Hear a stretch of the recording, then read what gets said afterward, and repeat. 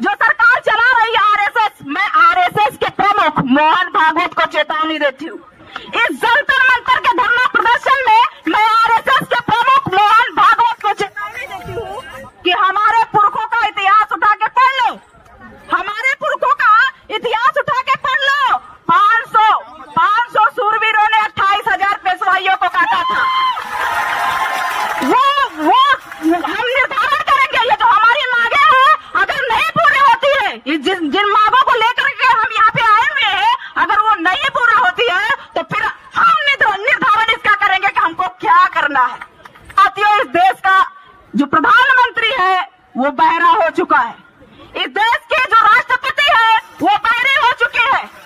इतने सारे शोषण बहन बेटियों पर अन्याय अत्याचार हो रहे हैं, इस देश की महिला राष्ट्रपति होते हुए भी मणिपुर की घटना को देख लीजिए। महिलाओं को नंगा करके घुमाया गया, उसका भाई बचाने के लिए गया तो उसकी हत्या कर दी गई। ऐसे कंडीशन, ऐसे हालात साथियों इस देश के हैं।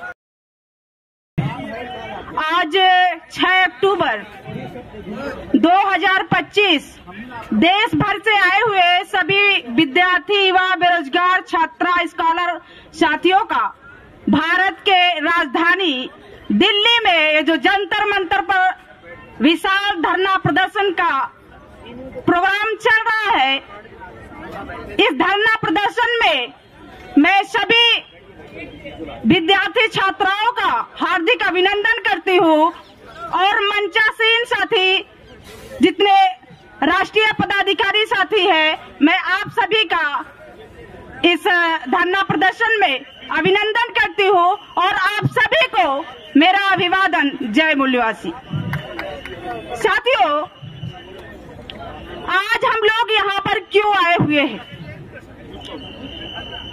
तो हम लोग जो है बुद्धा के विचारों के नियमों का पालन करने वाले लोग हैं, हम लोग संविधान के दायरे में रहने वाले लोग हैं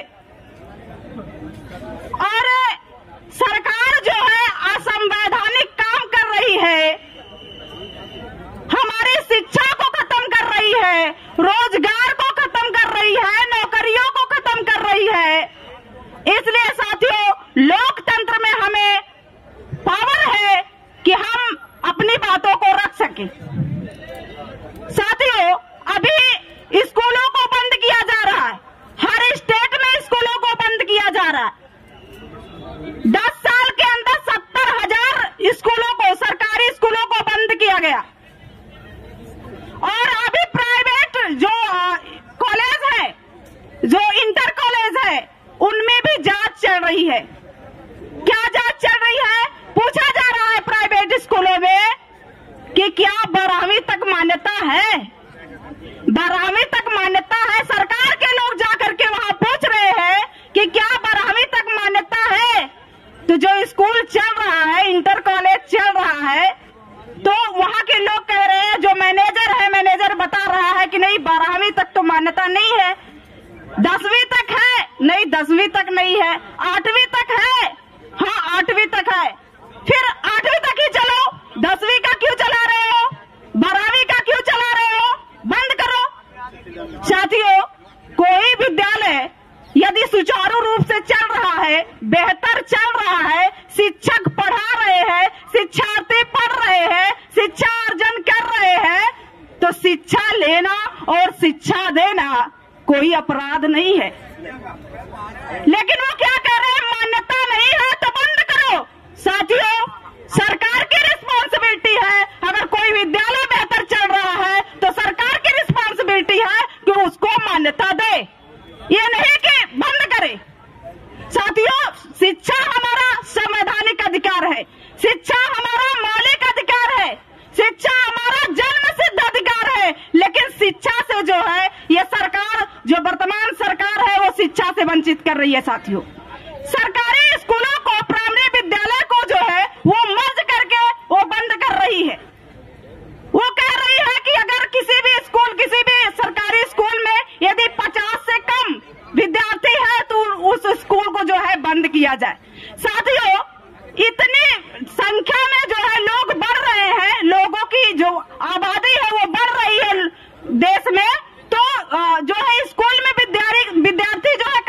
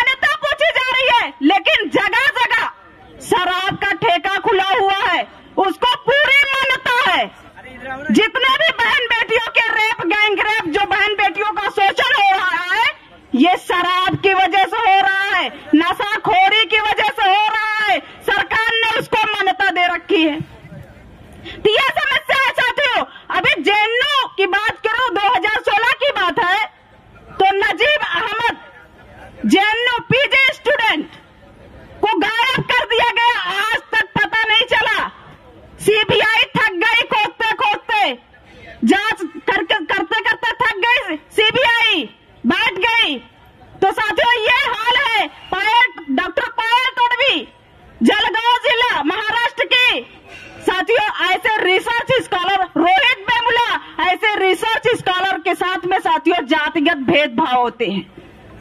केंद्रीय विश्वविद्यालय में उनके साथ में जातिगत भेदभाव हो रहे हैं आजादी के 78 साल में।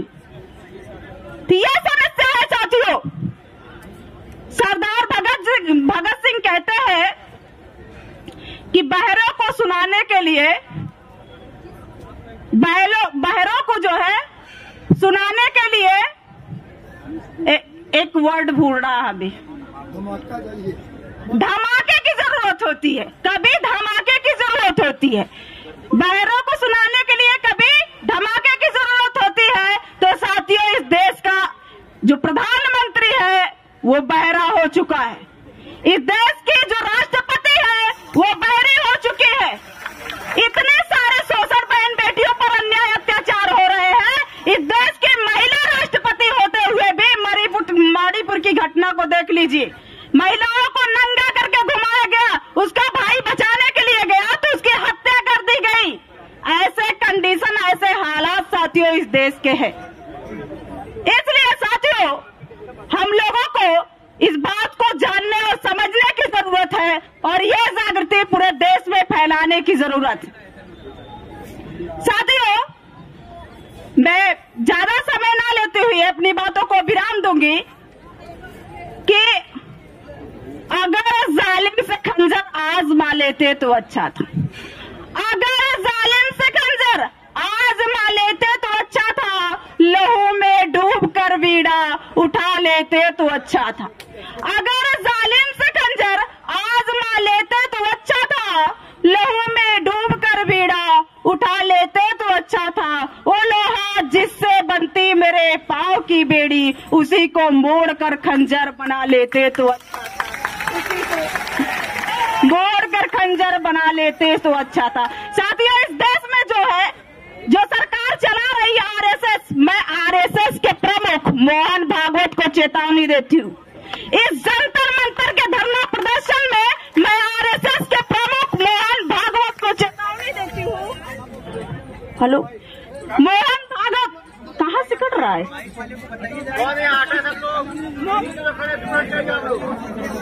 ठीक, बोलिए बोलिए।